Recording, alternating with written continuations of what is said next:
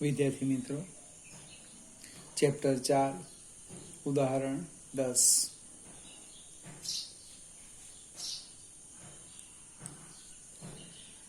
કોઈ સ્થળે પૃથ્વીના ચુંબકીય ક્ષેત્રનો સમક્ષિતિજ ઘટક આપેલો છે. સમક્ષિતિજ ઘટક બે રીતે લખાય. કોઈક એચ લખે હોરિઝોન્ટલ કમ્પોનન્ટ, કોઈ BH લખે પૃથ્વીના ચુંબકીય ક્ષેત્રનો સમક્ષિતિજ ઘટક, અને કોઈક આપણી બુકની અંદર માત્ર B લખ્યું છે. 3 × 10⁻⁻5 ટેસ્લા. હવે અને આ ક્ષેત્રની દિશા ભૌગોલિક દક્ષિણથી ઉત્તર તરફ છે. અને આપણે જસ્ટ અહીંયા દિશાની પણ વાત કરી દઈએ. આ બાજુ દક્ષિણ લખી દે, આ બાજુ ઉત્તર લખી દઈએ. દક્ષિણ, ઉત્તર, પૂર્વ, પશ્ચિમ. આમ જસ્ટ વિચારીએ. આપણું જે ચુંબકીય ક્ષેત્ર છે, હોરિઝોન્ટલ કમ્પોનન્ટ, એ ચોપડીમાં લખ્યું ભૌગોલિક દક્ષિણથી ભૌગોલિક ઉત્તર તરફ છે. એક લાંબો સીધો વાહક 1 એમ્પિયર જેટલો સ્થાયી પ્રવાહ ધરાવે છે. એક વાહક તાર છે, એમાંથી પસાર થતો પ્રવાહ 1 એમ્પિયર છે.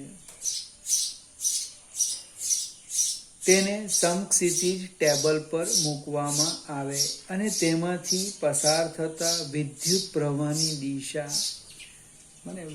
પ્રવાહની દિશા બે કેસ આપેલા છે.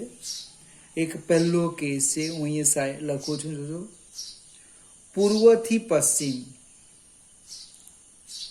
પૂર્વથી પશ્ચિમ, અને બીજો કેસ છે દક્ષિણથી ઉત્તર. આવું કંઈક લખ્યું છે.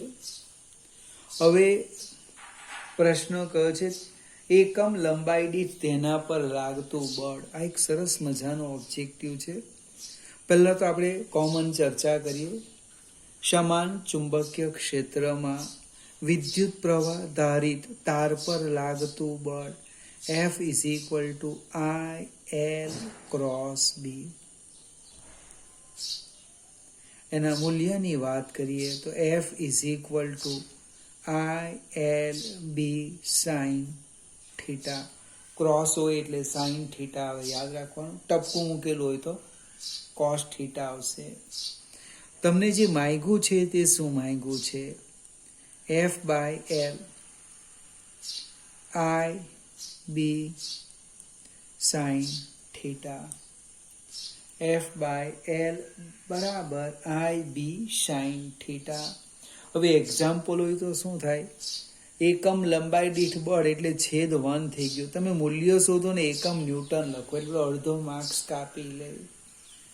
ઓબ્જેક્ટિવમાં વિકલ્પ છે. ધારો કે જવાબ 25 આવે તો પહેલો વિકલ્પ એ લખેલો છે 25 અને સી લખેલો છે 25 ન્યૂટન પર મીટર.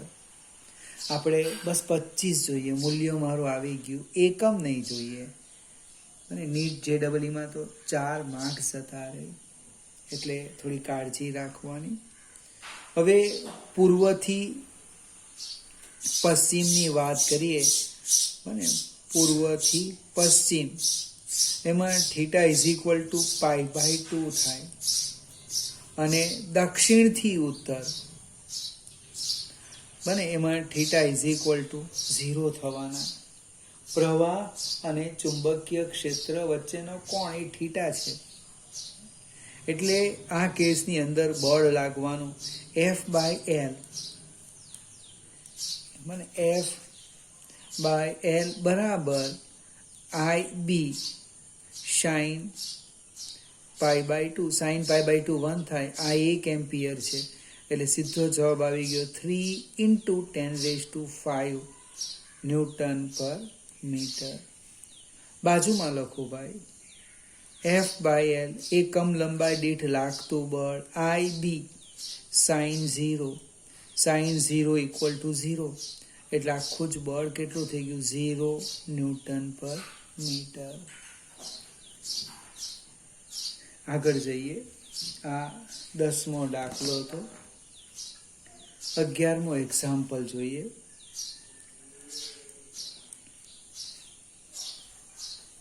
ઘણા બધા પ્રશ્ન છે, 5 માર્કમાં પૂછી શકાય એવા છે પ્રશ્ન, બધા ભેગા કરે તો. પાંસ પાસે વીંટાળેલા 100 આટા વાળું 10 સેન્ટીમીટર ત્રિજ્યાનું એક વર્તુળાકાર ગોચડું 3.2 એમ્પિયર વિદ્યુત પ્રવાહ ધરાવે છે. કઈ કઈ વસ્તુ આપી તે લખી દઈએ. એક આટાની સંખ્યા આપી. કેટલી છે આટાની સંખ્યા? 100. ત્યાર પછી બીજો એક મુદ્દો આપ્યો. એ જે ગોચડું છે એ ગોચડાની ત્રિજ્યા આપી, કેપિટલ R અથવા સ્મોલ a, જે લખવું હોય તે, 10 સેન્ટીમીટર એટલે કે 0.1 મીટર. ત્રીજું આપ્યું છે, એમાંથી પસાર થતો પ્રવાહ 3.2 એમ્પિયર. હવે પ્રશ્નો કયો છે? તો એ ગોચડાના કેન્દ્ર પર ચુંબકીય ક્ષેત્ર, કેન્દ્ર એ શબ્દમાં લખેલું છે એટલે ગણિતમાં લખાય થિયરી પ્રમાણે x બરાબર 0. ત્યાં b શોધવાનું છે. બીજો એક પ્રશ્ન છે, ગોચડાની ચાક માત્રા, ડાયપોલ મોમેન્ટ m કેટલી હશે? ફરીથી આપણે ગોચડાની અક્ષ પર કેન્દ્રથી x અંતરે ચુંબકીય ક્ષેત્રનું સૂત્ર લખીએ. B બરાબર μ0 n I r² અપન ટ્વાઇસ કૌંસમાં x² plus r² rays two 3/2. હવે આ સૂત્ર ન લખે તો પણ ચાલે, પણ લખવાથી પ્રેક્ટિસ થાય એટલે યાદ સરળતાથી રહી જાય. આમાં આપણે x બરાબર 0 મૂકીએ એટલે આ પદ શૂન્ય થઈ ગયું. r² ગુણ્યા 3/2, 2 ને 2 નીકળી ગયા એટલે r³ આવશે. એટલે b કેટલા લખાય? μ0 n I r² અપન twice r³. એટલે આપણે એક્ઝામ્પલની શરૂઆત કરીએ. સીધું જ આ સૂત્ર લખવાનું, μ0 n I અપન ટ્વાઇસ r. બધી જ કિંમતો આપણે મૂકી દઈએ. μ0 ની કિંમત યાદ રાખવાની, 4π × 10⁻⁷. આટા છે 100, પ્રવાહ છે 3.2, છેદમાં 2 ગુણ્યા r.1. આપણે લગભગ સાદું રૂપ આપીએ તો હું ડાયરેક્ટ લખી દેમ છું જવાબ. 2 ગુણ્યા 10⁻³ ટેસ્લા. સીધું જ મેં લખ્યું છે. આટલું ચુંબકીય ક્ષેત્ર આવે. બીજો પ્રશ્ન છે એની ડાયપોલ મોમેન્ટ. ડાયપોલ મોમેન્ટ બને આપણે અહીંયા લખી દઈએ, ચુંબકીય ડાયપોલ મોમેન્ટ m બરાબર n I a. m બરાબર n I a. n એટલે અહીં સ્મોલ m બરાબર લખીએ, n I a એટલે πr². બધી જ કિંમતો છે આપણે અંદર મૂકી દઈએ એટલે ડાયપોલ મોમેન્ટ આપણો જવાબ આવી જશે. અને એમ્પિયર ઇન્ટુ મીટર સ્ક્વેર. હવે થોડી ચર્ચા અહીંયા આપણે બદલવાના છે. ચેપ્ટરનો આપણે એક્ઝામ્પલનો નંબર 11 છે, પણ હવે રકમ થોડી ચેન્જ થાય છે.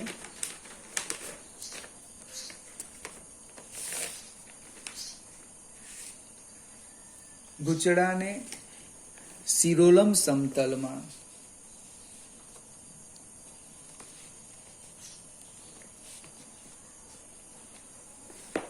ગૂંચળાને શિરોલંબ સમતલમાં એવી રીતે રાખેલું છે કે જેથી તે તેના વ્યાસ સાથે એક રેખસ્થ એવી સમક્ષિતિજ અક્ષ પર મુક્ત રીતે ભ્રમણ કરી શકે. 2 ટેસ્લા જેટલું નિયમિત સમક્ષિતિજ ચુંબકીય ક્ષેત્ર એવી રીતે પ્રવર્તે છે કે જેથી શરૂઆતમાં ગૂંચળાની અક્ષ આ ક્ષેત્રની દિશામાં હોય. ચુંબકીય ક્ષેત્રની અસર હેઠળ આ ગૂંચળું 90 ડિગ્રી કોણ જેટલું ભ્રમણ કરે છે. એટલે જે પેલો આગળ આપેલી માહિતી તો છે એ ઉપરાંત અહીં એક વધે છે, બી બરાબર 2 ટેસ્લા. ત્યાર પછી ભ્રમણ આપેલું છે એ આપણે રવા દઈએ. ગૂંચળાની પ્રારંભિક અને અંતિમ સ્થિતિઓમાં તેના પર લાગતા ટોર્કનું મૂલ્ય કેટલું હશે? હવે પ્રારંભિક અને અંતિમ સ્થિતિની વાત કરું. ધારો કે જે સમજાવવા પ્રયત્ન કરો, આ જે મારું છે ગૂંચળું છે, ગૂંચળું આ ધારો કે કોઈ એક અક્ષ છે, એક્સ અક્ષ છે કે વાય અક્ષ છે, મને એ જ દિશામાં ચુંબકીય ક્ષેત્ર છે. એ દિશામાં આપણે ચુંબકીય ક્ષેત્ર લઈ લઈએ તો આ જે ગૂંચળું છે એ ગૂંચળાનો પુલ સદિશ આમ થવાનો, ક્ષેત્રને કેવો થવાનો? લંબ થવાનો. એટલે પહેલો જે કેસ છે, આપણે પહેલા ટોર્કનું સૂત્ર લખીએ. Tau is equal to m b sine theta. એમ આપણે શોધવાના બાકી હતા, હું અહીં ડાયરેક્ટ લખું છું. 10 કંઈક આવે છે એમ્પિયર ઇન્ટુ મીટર સ્ક્વેર. હવે એને ભ્રમણ કરાવવાના. તો ભ્રમણ પહેલાની પરિસ્થિતિ આવી છે, આ ગૂંચળું છે, આ એનો વ્યાસ છે, કોઈ અક્ષ પર સંપાત થાય છે, બોલપેનને હું વ્યાસ લઈ લેમ, એ જ દિશામાં ચુંબકીય ક્ષેત્ર છે. પુલ સદિશ એ આમ આવવાનો. પુલ સદિશ કેવી રીતના આવવાનો? ગૂંચળાના સમતલને લંબ એટલે ચુંબકીય ક્ષેત્રને લંબ એટલે થીટા 0. હવે તમે જ્યારે એને ભ્રમણ કરાવો ને ત્યારે થીટા 0 થશે. હાલમાં થીટા કેટલું છે?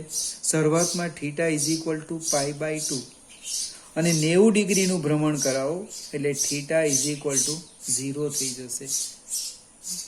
તો આપણે લખીએ પહેલી સ્થિતિમાં ટો ઇનર્શિયલ આઈ એમ બી સાઇન π/2, સાઇન π/2 1 એટલે એ 1 થશે. એમ આપણી પાસે 10 છે ગુણ્યા 2 એટલે પ્રારંભિક ટોર્ક આવ્યું 20 જૂલ.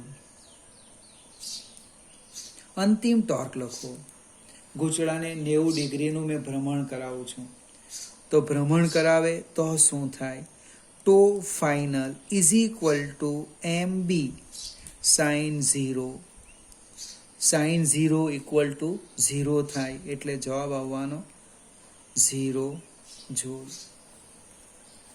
હવે એક સ્ટેપ આપણે આગળ વધીએ. એક નાની સરખી થિયરી શીખવી પડશે. પ્રશ્ન એવો છે કે જ્યારે ગૂંચળુંને 90 કોણ પાસે પહોંચે ત્યારે તેણે કેટલી કોણીય ઝડપ પ્રાપ્ત કરી હશે? ગૂંચળાની જડત્વની ચાક માત્રા આપી છે. ગૂંચળાની જડત્વની ચાક માત્રા આપી છે, અહીં હું લખી દેમ. જડત્વની ચાક માત્રા આઈ બરાબર 0.1 કિલોગ્રામ ઇન્ટુ મીટર સ્ક્વેર. હવે જે ચોપડીમાં સમજાવ્યું છે એ પ્રમાણે હું પહેલાં એક થિયરી સમજાવું છું. આપણે અહીંથી શરૂઆત કરીએ. ગૂંચળા પર લાગતું ટોર્ક તો આમ લખી દઈએ, tau is equal to m b sine theta અને ચાક ગતિ પ્રમાણે ટોર્ક ટો બરાબર આઈ આલ્ફા એટલે કે આઈ આલ્ફા, આલ્ફા એટલે d square theta by d t square. ટોર્કના આપણે 2 સૂત્ર લખ્યા, એક tau is equal to m b sine theta અને બીજું tau equal to I d square theta by d t square. આ બંને સમીકરણને આપણે સરખાવીએ તો શું થવાનું? I d square theta by dt square is equal to mb sin theta. આપણે આને આ રીતના લખી દઈએ. અહીંયા પણ સાદું રૂપ આપતે ચાલશે, પણ એક સ્ટેપ વધશે આપણું. આમ લખું છું, di into D by D theta into dt into D theta by dt equal to mb sin theta. આનું નામ છે ઓમેગા, કોણીય વેગ. એટલે આમ થશે I D omega by dt બરાબર mb sin થીટા. હવે તમે ધારો ને તો અહીંયા જ લખી દેતે, અહીંયા લખી દે સમીકરણ 2 ડાયરેક્ટ જ. તો is equal two I alpha, એટલે I આલ્ફા વેગનું સમયની સાપેક્ષે વિકલન. તો પરિસ્થિતિ શું થાય? આ આપણે અહીંયા સાદું રૂપ આપવું નહીં પડે, તો આપણે આ સ્ટેપને જો તો કાઢી નાખીએ. તો હવે સમીકરણ 1 અને 2 જો, I D omega by dt બરાબર mb sin થીટા. અને હું આમ લખું છું, I D omega by D theta into D theta by dt is equal to mb sin theta. જો અહીં ચેક કરો, આ ડી થીટા તો નીકળી જશે, એટલે પાછું હતું તે સ્ટેપ આવી ગયું. પણ કોણીય વેગનું સમયની સાપેક્ષે વિકલન, જસ્ટ હમણે જ વાત કરી, આ ભૂલમાં લખાયું હતું. એ શું થવાનું? ઓમેગા. એટલે અને આમ લખી દે, I omega D omega by D theta is equal to mb sin theta. એટલે I omega D omega is equal to mb sin theta into D theta. હવે બંને બાજુ સંકલન લઈએ, જે અચળ છે એને બહાર કાઢી લઈશું ડાયરેક્ટ જ. I omega m B, omega નથી, m અને b, તો શું થવાનું? I સંકલન omega D omega is equal to mb સંકલન sin થીટા ડી થીટા. ક્યાંથી ક્યાં સુધી? તો કે ભાઈ 0 થી 90 ડિગ્રી સુધી. અહીંયા લખો 0 થી ઓમેગા સુધી. એટલે સાદું રૂપ આપીએ, ઓમેગાનું થવાનું ઓમેગા સ્ક્વેર બાય 2. એટલે કે I ઓમેગા સ્ક્વેર બાય 2 ક્યાંથી ક્યાં? 0 થી ઓમેગા બરાબર mb સાઇન થીટાનું થાય માઇનસ કોસ થીટા. ક્યાંથી ક્યાં? 0 થી 90 ડિગ્રી. કોઈ એમ થાય કે મારે 90 નથી લખવું, તો પાઈ બાય 2 લખી દેવાનું, તો પણ વાંધો નહીં. એટલે I ઓમેગા સ્ક્વેર બાય 2, આ 0 છે ને કાઢી નાખીએ, બરાબર mb માઇનસ કોસ 90 અથવા પાઈ બાય 2 ઓછા ઓછા વત્તા કોસ 0. કોસ 0 1 અને આ 0 થશે, એટલે ઓમેગા સ્ક્વેર આવવાના. Twice mb by I. હવે m આપણે શોધેલા છે, ડાયપોલ મોમેન્ટ 10, કિંમત મૂકી દઈએ. b આપણને આપ્યા છે, b આપણને કેટલા આપ્યા છે જોઈ લઈએ. b આપ્યા છે 2 ટેસ્લા. જડત્વની ચાક માત્રા એ પણ આપણને લગભગ આપી છે 0.1 કિલોગ્રામ ઇન્ટુ મીટર સ્ક્વેર. તો આને હું આ રીતે લખું છું, 2 ગુણ્યા 2 4, 4 ગુણ્યા 10 40 ને આવવાના, એટલે 400 થવાના. કોણ? Omega square. તો એનો અર્થ ઓમેગા કેટલા થવાના? ઓમેગા બરાબર √400 એટલે કે 20 રેડિયન પર સેકન્ડ. હવે ફરીથી આ 5 માર્કમાં પૂછી શકાય એવો પ્રશ્ન છે.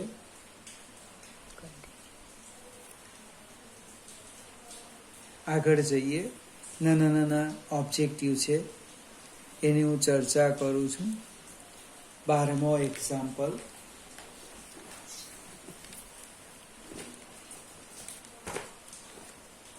વિદ્યુત પ્રવાહ ધારિત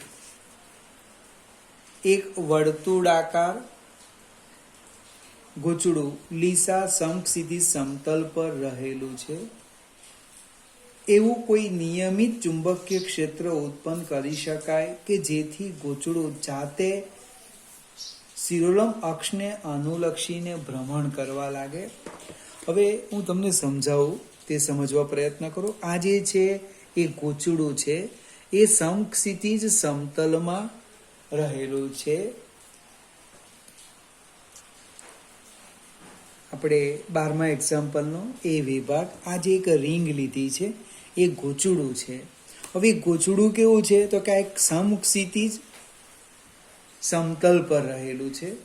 હવે આપણે એના સમતલને લંબ એટલે આ બોલપેન એ અક્ષને અનુલક્ષીને ચાક ગતિ કરાવવું છે. તો પ્રશ્ન છે, એવું કોઈ નિયમિત ચુંબકીય ક્ષેત્ર ઉત્પન્ન કરી શકાય કે આ અક્ષને અનુલક્ષીને ભ્રમણ કરી શકે? હવે હા કે ના લખવાનું છે. તો કેવી રીતે લખાય તે સમજાવું. તો પહેલા તો હું ટોર્ક લખું. આ ગૂંચળું જોતા રહેજો. ટો ઇઝ ઇક્વલ ટુ બને IA ક્રોસ બી અથવા M ક્રોસ બી તો પણ ચાલે. તો ટોર્કની દિશા હંમેશા પુશ સદિશ અને ચુંબકીય ક્ષેત્ર બી ને લંબ આવે. હવે તમે જે રકમની અંદર વાત કરી છે આ ગૂંચળાના સમતલને લંબ અક્ષ, આ અક્ષને અનુલક્ષીને, તો અહીંયા શું થવાનું? પુશ સદિશ એ આ અક્ષને સમાંતર છે એટલે થીટા કેટલો થવાનો? 0 થવાનો. એટલે આપણે એવું કોઈ અહીંયા શું થવાનું? હંમેશા થીટા કેટલા થવાનો? 0 થવાનો. એટલે આપણે કોઈ પણ દિશામાં એવું ચુંબકીય ક્ષેત્ર ઉત્પન્ન કરી શકવાના નથી કે જે એની બને ઉધ્વ અક્ષને અનુલક્ષીને ભ્રમણ કરે. ખ્યાલ આવશે કે? કારણ કે પુશ સદિશ ની દિશામાં કદી ટોર્ક ઉત્પન્ન કરી શકાતું નથી. બીજો પ્રશ્ન છે બી. હવે આપણે આને સાઈડ પર મૂકી દઈએ. એમાં લખ્યું છે વિદ્યુત પ્રવાહ ધારિત એક વર્તુળાકાર ગૂંચળું બાહ્ય નિયમિત ચુંબકીય ક્ષેત્રમાં રહેલું છે. જો ગૂંચળું મુક્ત ભ્રમણ કરી શકે એવું હોય તો સ્થિર સંતુલનમાં તે કઈ દિશામાં ગોઠવાયું હશે? દર્શાવો કે આ ગોઠવણીમાં કુલ ક્ષેત્ર એટલે કે બાહ્ય ક્ષેત્ર વત્તા ગૂંચળા વડે ઉદ્ભવેલું ક્ષેત્ર નું ફ્લક્સ મહત્તમ હોય. હવે એ ક્યારે શક્ય છે? બને સ્થિર સંતુલનનો અર્થ એવો થાય કે ગૂંચળાના ક્ષેત્રફળ સદિશ બાહ્ય ચુંબકીય ક્ષેત્રની દિશામાં ગોઠવાયેલો હોય. ફરીથી આપણે આગલી ફિગરને લઈએ કે આ ગૂંચળું લઈએ અને ચુંબકીય ક્ષેત્ર આમ લઈ લઈએ. આ દિશામાં ચુંબકીય ક્ષેત્ર છે.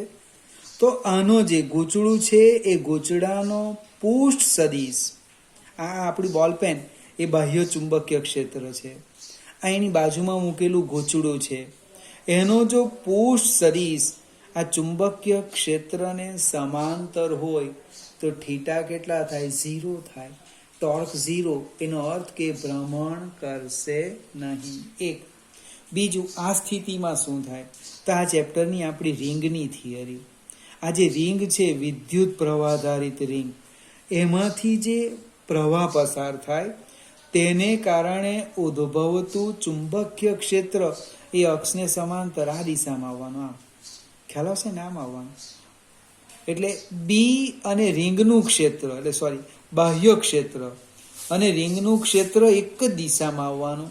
એનો અર્થ ક્ષેત્ર કેવું થાય? મહત્તમ બને. એટલે ફ્લક્સ પણ કેવું થશે?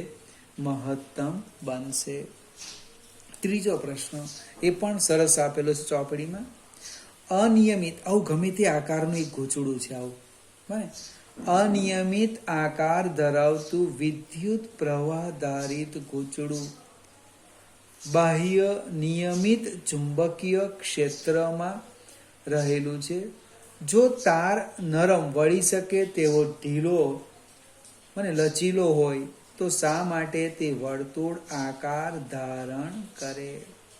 હવે આપણે ફ્લક્સ હજુ લગભગ શીખા નથી, એના ઉપર આધારિત આ સૂત્ર છે. ફ્લક્સનું સૂત્ર છે ફાઈ બરાબર AB cos થીટા. હવે મહત્તમ ફ્લક્સ ગૂંચળા સાથે ઘેરાય તેવી એ સ્થિતિ પ્રાપ્ત કરવા પ્રયત્ન કરે, અને એ સ્થિતિ છે વર્તુળ આકાર. એમાં ક્ષેત્રફળનું મૂલ્ય મહત્તમ બને. બી તો ફિક્સ છે ને, એટલે મહત્તમ બને. એને કારણે શું થાય? ફ્લક્સ પણ મહત્તમ બને. ચોપડીનો જવાબ છે તે પણ બીજા આકાર કરતા વર્તુળ આકાર મહત્તમ ક્ષેત્રફળ ધરાવતો હોવાથી જ્યારે તે ચુંબકીય ક્ષેત્રને લંબરૂપે હોય ત્યારે મહત્તમ ફ્લક્સ આવરી લે તેવો તે વર્તુળ આકાર ધારણ કરશે. ફરીથી આ 3 પ્રશ્ન મેં સમજાવ્યા છે, ચોપડીમાં પણ આપેલા છે, અભ્યાસ કરજો. આના પછીના એક્ઝામ્પલ હું આવતીકાલે સમજાવીશ.